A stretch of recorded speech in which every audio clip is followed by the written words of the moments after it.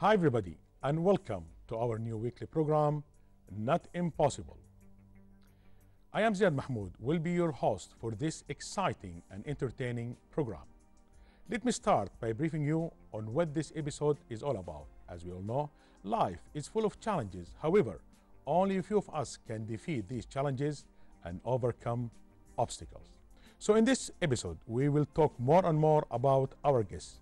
And also, we will focus more on his South and North Pole expedition during the late 80s. Also, we will try to find some answers from our guest about the thing that made him to take this step, and what is the biggest obstacle that he has overcome, as well as what is the major turning point in his life. Ladies and gentlemen, we are going to be seeing the report together, so please stay tuned for an exciting episode.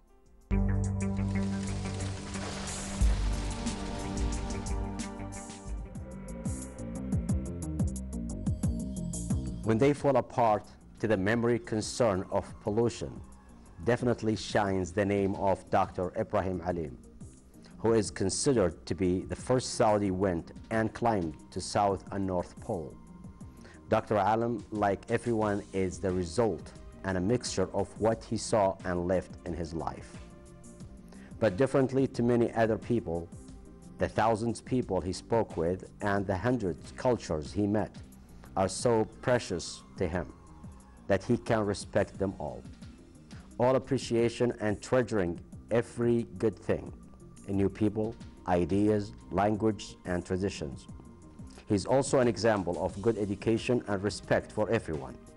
A witness of good education, a person who loves what he does and wants to share it with the whole world.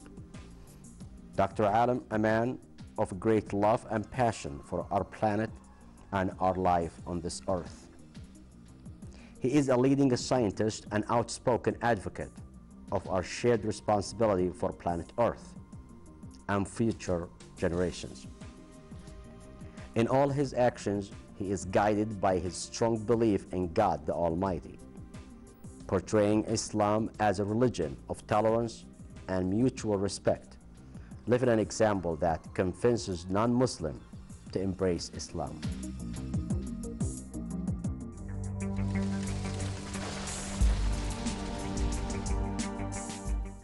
Hi again, and welcome back to our new weekly program, Not Impossible. So that was a report about our guest for today's episode, who doesn't know the impossible. Our guest for today's episode is considered to be the first Saudi man who went to North and South Pole. He feels that, in spite of his great achievements that we all know, he didn't provide any of valuable things, and for this reason, he is always in a struggle or in conflict with himself so as to achieve the best for his community. Ladies and gentlemen, let's give a warm welcome for our guest for today's episode, Dr. ابراهيم عالم. Assalamu alaikum, Dr. ابراهيم. Wa alaikum assalam wa rahmatullahi wa barakatuh. And also joining us on this episode, Dr. Samer Arrar, who is working as a chief psychologist at Al Maharat Center. So let's give our welcome to Dr. Samer Arrar. Assalamu alaikum, Dr. Samer. Wa alaikum assalam.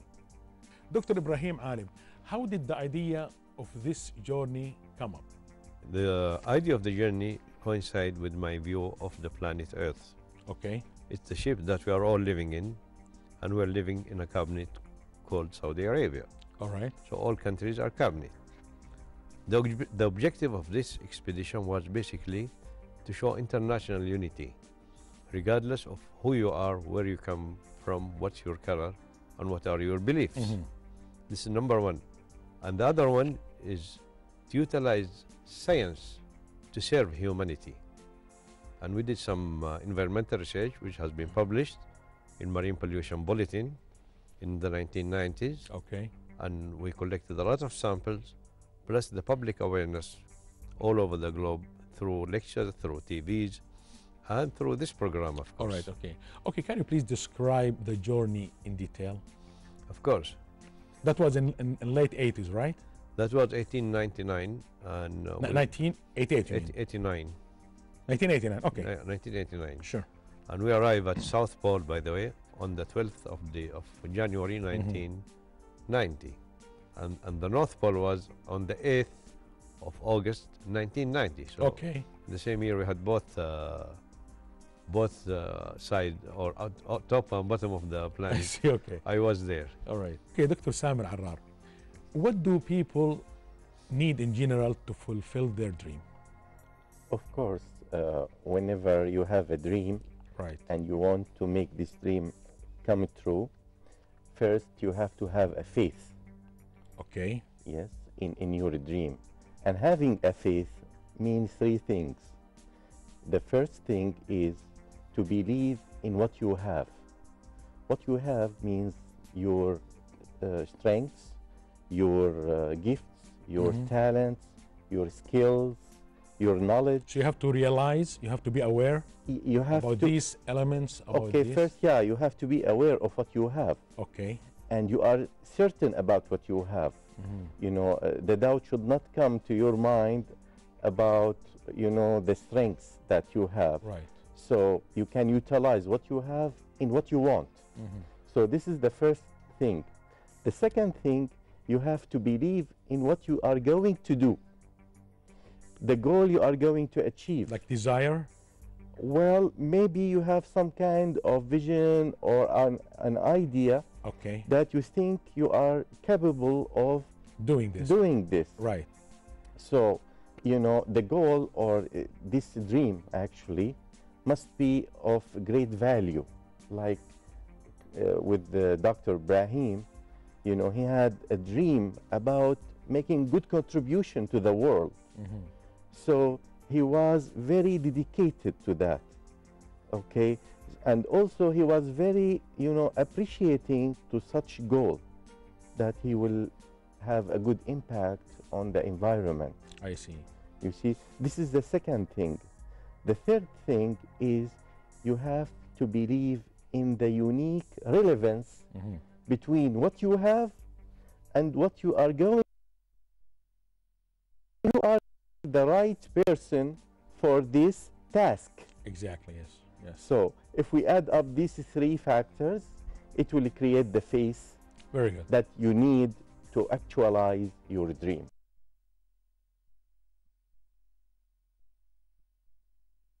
This video with public opinions, and then we'll be back to Not Impossible. There are much more excitements coming up. Of course, it's not impossible. It is impossible. Impossible. No, I think it is impossible. Before 30 years, everything is very hard. Impossible. Yes, impossible.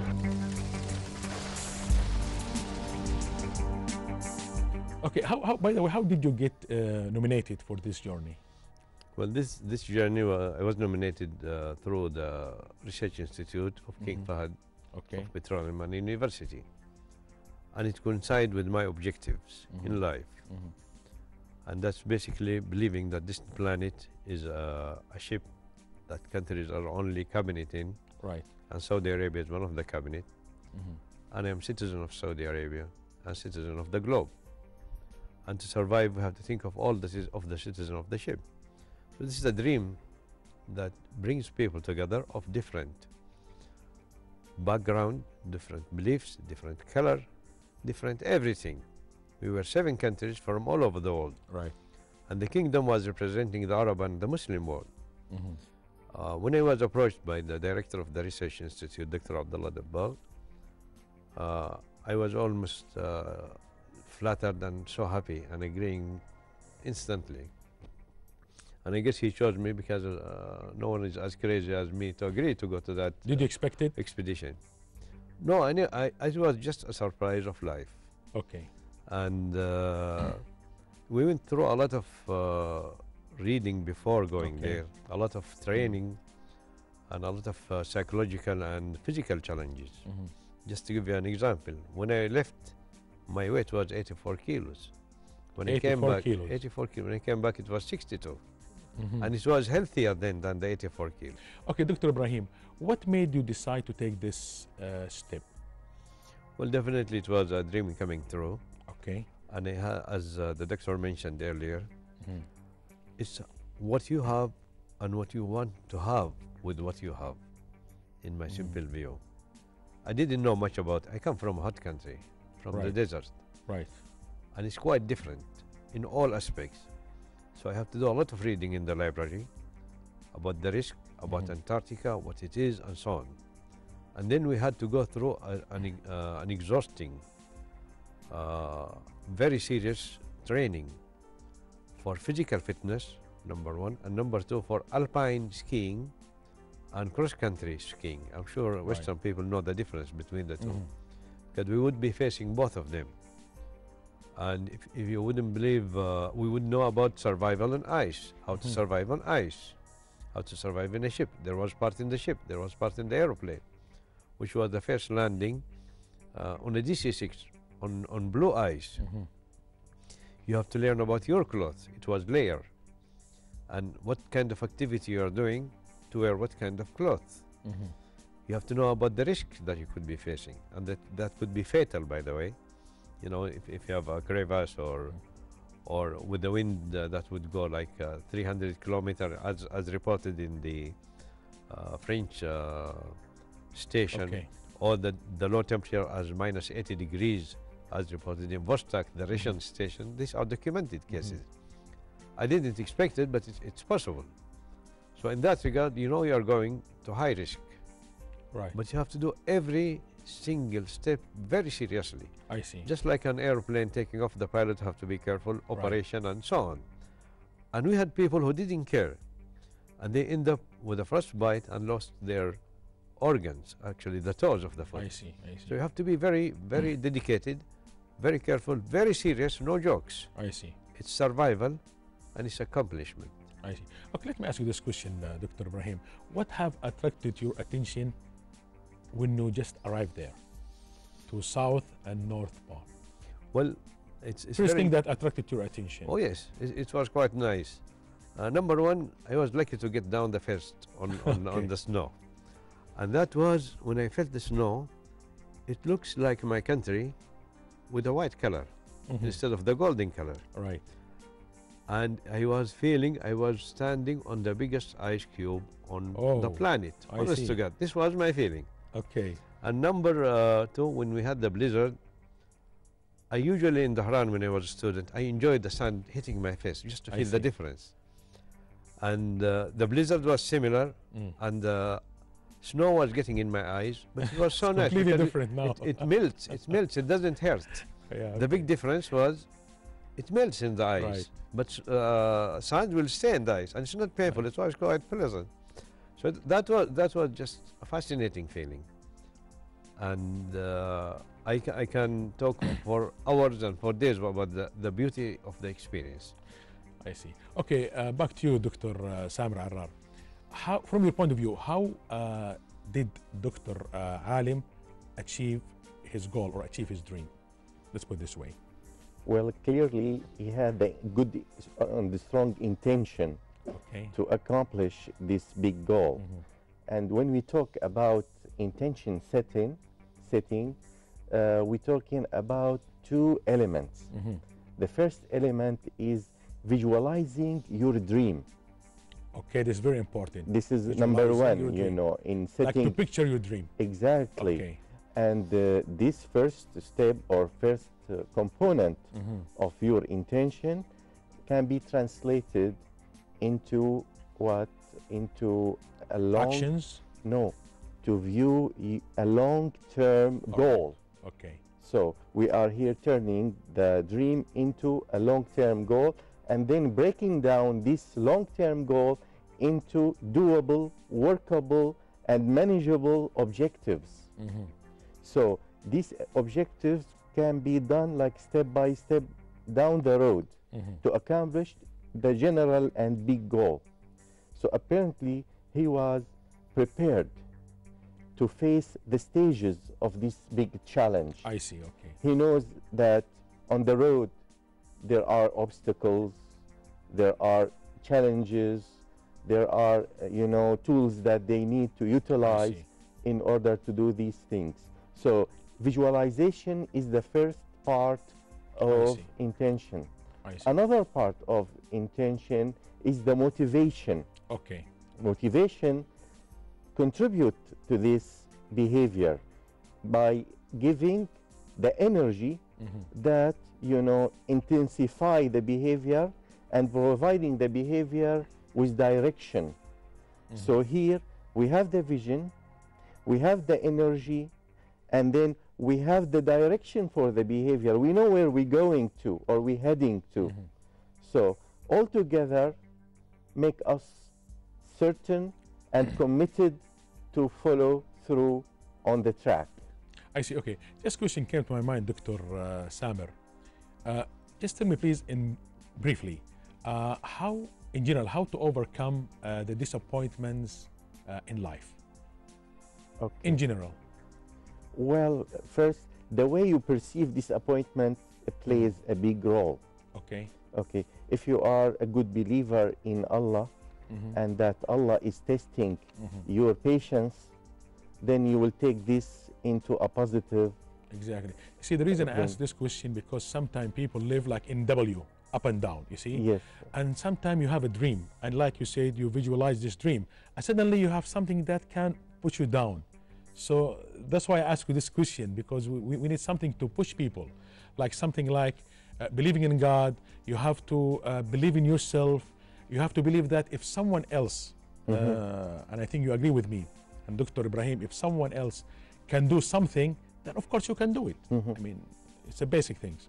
Well, part of it is to prepare ourselves to face such disappointment by building up a cognitive system that take into account that on the road of success, you may make mistakes. Okay, You we should get- accept it. Exactly. Okay, it's not a big deal. Yeah, exactly. Right. And you know, once you have such, you know, understanding and expectation that, you know, on the turning points of every stage, Right. you might get Something normal. a Right. disappointment Very good. or, you know, turn, you know, over whatever.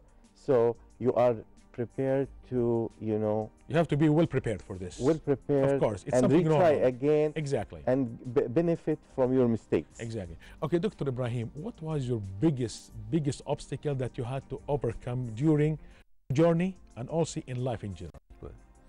My philosophy in life, and I just happened to write it today in Twitter, Oh, really? share it with Okay. everybody. I never let negative energy overwhelm me. I always make failure to success, Okay. and I change it to positive energy. I tell you, Okay. I hope the whole world listen to me today. I have an F in chemistry, failure. For the first time in my life, I have F in my life when I was a Right. freshman. And that was the challenge. I didn't whine and cry. In chemistry, who taught chemistry in university and who did Mashallah. research and who applied chemistry on all different sciences for the benefit of humanity. And this is how you flip the coin, or this is how see. you twist to 180 degree. Exactly. Because if you just stop and wait, that's the end of the world. It's not the And end you of the cry. world. The world is moving, whether you're there or not. Right. So And you blame other that's number people. one. Right. The risks were quite high, and my kids were small, young. I see.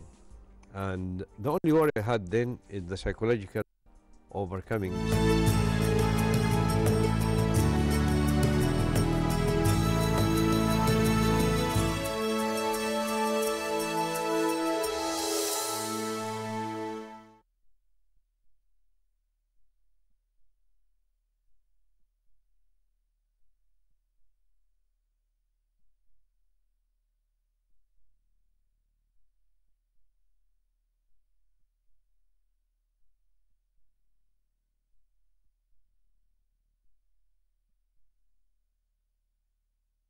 For 7 months.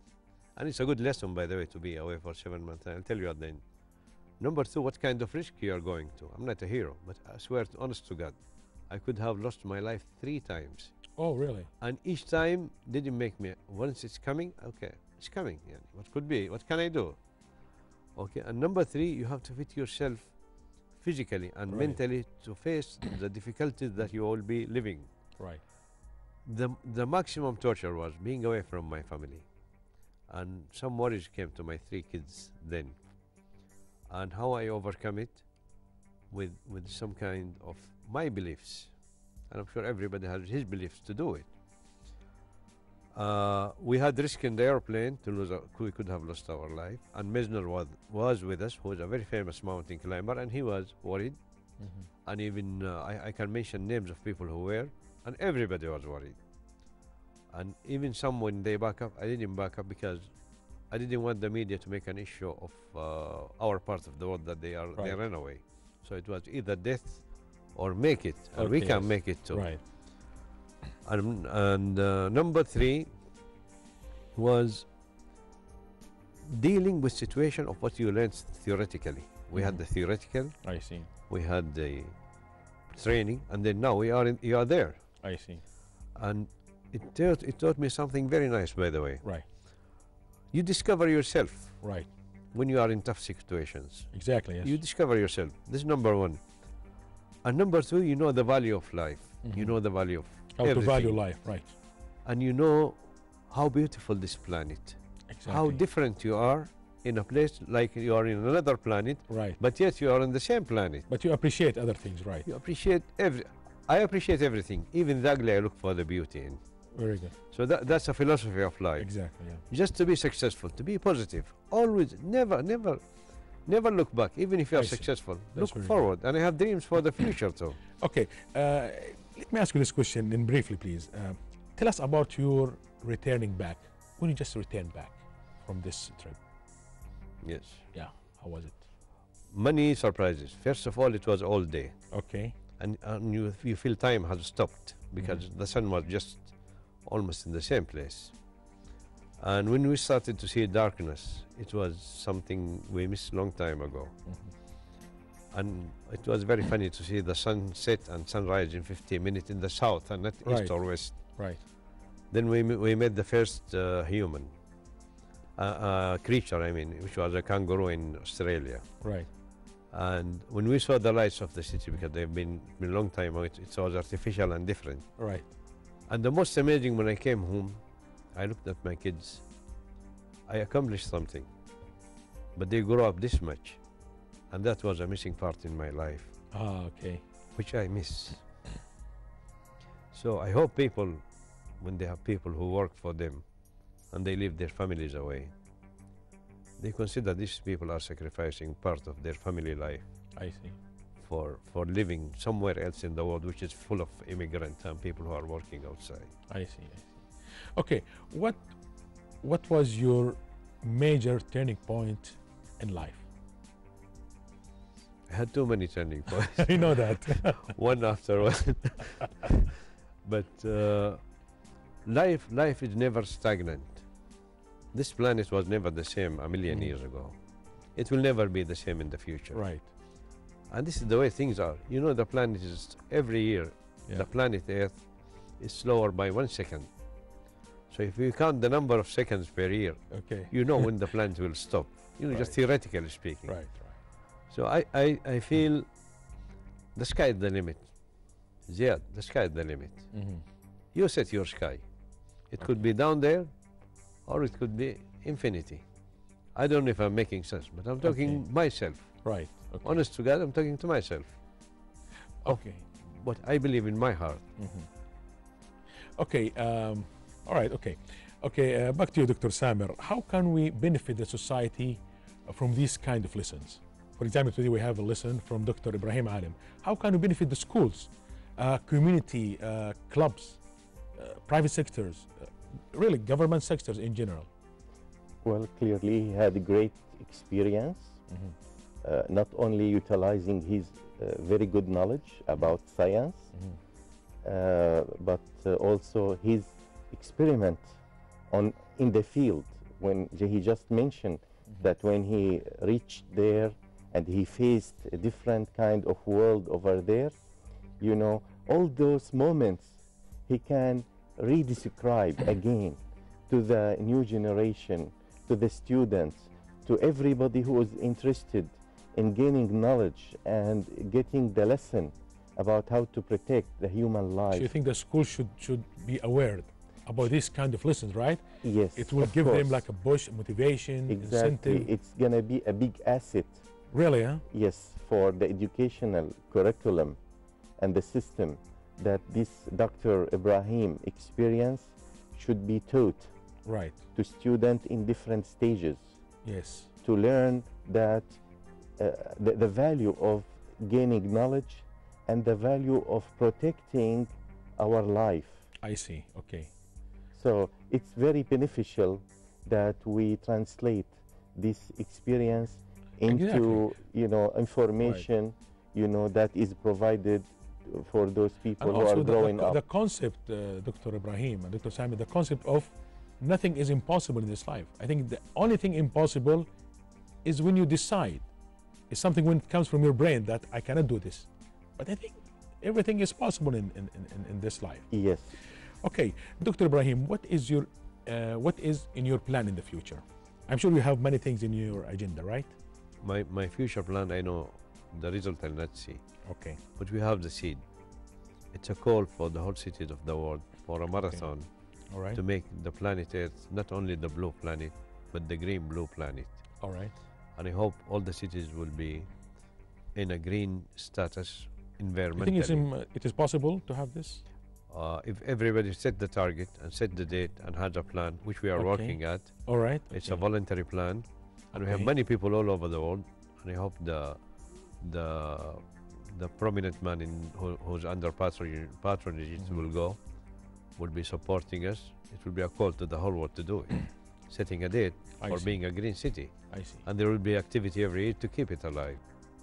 Dr. Ibrahim, after this great achievement that which you have made, mashallah, tabarakallah, how do you feel, how do you look at life in general? Well, life is a gift. Are you of- satisfied? No, I don't know if the word satisfied is the proper word. Okay, Of course, I have self-satisfaction to do more.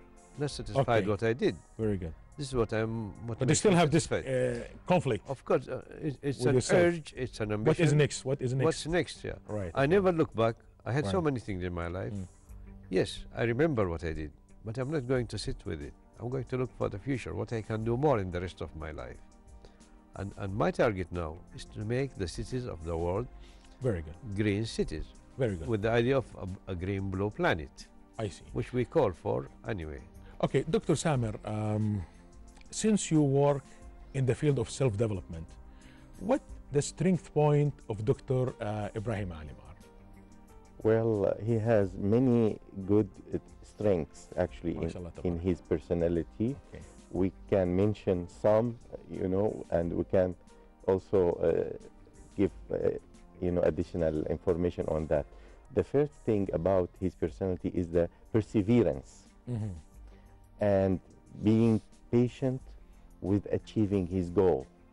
Very important, this. This is very important. Right. Yeah. And also he had the vision. Okay. Okay, from the very beginning, he felt that he has a message Mhm. in this life. So there's a purpose in his life. And this gives the meaning to his life that he's going to achieve something very valuable to not only to himself but to the world. If I can use this word, like he feels he's hungry to do this kind He has of work. strong drive, Exactly, yes. yes, to accomplish something very valuable, to submit it to the world. Okay. I think maybe people like Dr. Ibrahim, even when they sleep, I'm not sure, maybe we can ask him, sometimes even they think, Yeah. even when they sleep, brain is working, brain is busy all the time. Yes. Well, I think everybody is thinking. It depends what you are thinking. Okay. But anyway, I tell you one thing. You take Right. you take some words of your dictionary. Right. Take the word failure from your dictionary. Make it an experiment, and you will do it again, and do it again. Okay. Never say failed. That's real advice. Just remove it, I see. Okay, what is the lesson we learn from Dr. Ibrahim Alim experience? Today we have a lesson. Yes. We learned something today from Dr. Ibrahim experience. What many people thought that it's impossible for a Muslim and an Arab. person to go on such a huge trip And that was like in back 22 or 23 years Yes. ago. exactly. It can happen again with the new ideas, with the new ambitions, with new discoveries. But the human being is the human being. Yes, exactly. So we are all equal, you know, human, whether you know, European or Arab or American. Exactly, yes. You know, all human have intelligence. Exactly. What they need is the motivation and the will to benefit from their intelligence and their knowledge. I see. Okay, Dr. Ibrahim Alim, what sort of message you would like to convey to public, to community, to private sector, government sector, to everybody, to students? Okay. When you have even the kids for 6 years old. Sure. When you have a building, you have a block. So I talk to the block, to the human, to the individual. Okay. And I say, start with yourself. You make the difference. It's not my line. It's Sheikh Mohammed Rashid who built Dubai line. And he did it, and so is Mahathir of Malaysia. That's the way we start. It's my best and the best interest I get in Dubai, in my office in Dubai, my life in Dubai, going there. This statement, it's better than money. Start with yourself, you make the difference, because the real treasure is not the money, it's yourself. Find yourself. But I like the money. It's good to have it. Right. But if you run after money and it becomes your target, all your work is only how to get the most. Exactly. If you perfect your work, money will come. Exactly. And money comes to me, and I don't know how it comes, but I know how to spend it. Okay, Dr. Ibrahim and Dr. Simon, let's take some questions from the audience. So, does anyone have any questions? Yes, please. Okay, could you please introduce yourself? My name is Dr. Ali Zubaidi. Okay. I am animal health specialist and now with environment. I am Cambridge graduate as well as from London School of Hygiene and Tropical Medicine. Okay. That's my question is a comment and a question. My comment is that we in this country, Saudi Arabia, as well as in the Arab world, God gifted us with sun, desert and sea. Would Dr. Ibrahim later on comment on how we can efficiently utilize this SDS concept to produce greener ecosystem? And my comment is that for the past 50 or 60 years, we have been living in a jungle of chemistry and chemical pollution. It is so ironic that the speaker, Dr. Alim, was or is a chemist and now an environmentalist. How can you bring those two dichotomies together? Okay, Dr. Ibrahim. For the first part of the question, okay, it's basically sustainability. Okay. And we don't need to reinvent the wheel. We start where the rest of the people has stopped. Right. And it's true, we are rich in sun, we are rich in natural resources. And it's about time those who sell technology to us to start having R&D here with the development of the international community, including the countries that is hosting them. So that's the way to go. R&D always moves and moves and moves to the best. That's the question number one. About wondering about chemistry and chemicals and me, you know, Dr. Ali is chemistry. Okay. So it's everything chemistry. I don't know why can I dissociate. Environment is chemistry, and chemistry is chemistry, and industry is chemistry.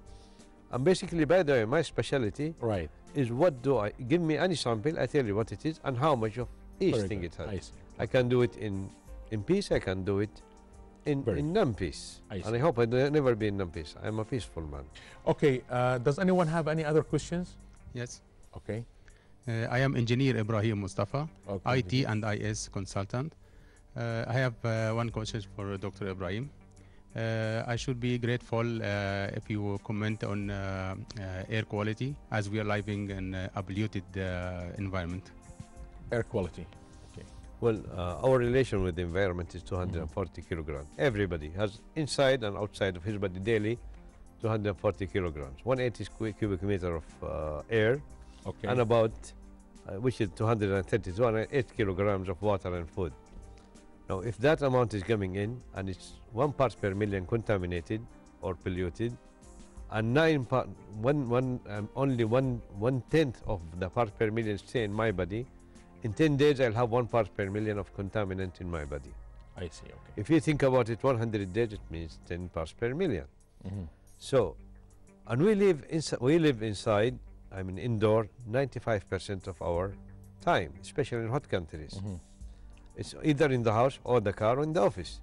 So this environment have to be healthy. And this is the call for green building of the world. To have healthy environment, health, safety, and sometimes you need security. So with these 3 factors, or 4 factors actually, you should have environment and intake and outtake that is clean, that is safe to your body, that is safe to humanity, safe to life. We don't think about humanity only. We think about life. Life is before human, by the way, on the planet. I see, okay. So I just, this is as simple as I can say. I can give you a lecture if you like for the whole question he asked. Okay. Very good. Okay, let's take some input from the experts, okay? Now, according to Dr. Ahmed Ashur, ex-director of King Fahd Hospital in Jeddah, he said, I am really proud of my friend Dr. Ibrahim Alim, the real scientist, and I respect his continuous determination to achieve his noble objective and goals for the benefit of his nation and society. Also, his continuous suffering for achieving these goals despite of the obstacle and difficulties that he faces sometime, but he always insists to reach with his country to a healthy and green environment, not only his country but all countries. And also I have another input from Mrs. Roberta. She's a lawyer, I believe, from Dubai World Trade Center, and she said, describing Dr. Alim in a few words is difficult as counting the stars in the sky, okay? It's true, he's a man who does not know the impossible, a man of science, of enlightenment, a person with fascinating, great knowledge and with a deep, deep personality. He's a volcano of new ideas with no fears for new challenges, and although he says that his work is a gift to humanity, he does not completely realize that in reality he is a gift to humanity himself. Okay, let me give you the last one here. According to Professor Farid Abdelrahman, director of Qatar Natural History Museum or Qatar Museum Authority, he said, I first met Professor Ibrahim Alim shortly after the 1991 Gulf War and was deeply impressed by his professional skills, his outstanding personality, and his uncompromising dedication to environmental conservation. During one of the worst environmental disasters in history, he took a lead in coordinating international efforts at restoring the affected ecosystems. And with this, ladies and gentlemen, we come to the end of our episode for today. Last but not least, on your behalf, I would like to thank our guests who joined us today in the studio and making this an even more exciting program.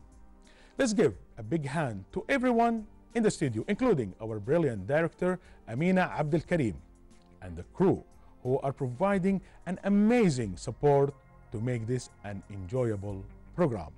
Don't forget to join us next week, same time, same station, and until we meet again, it's a goodbye.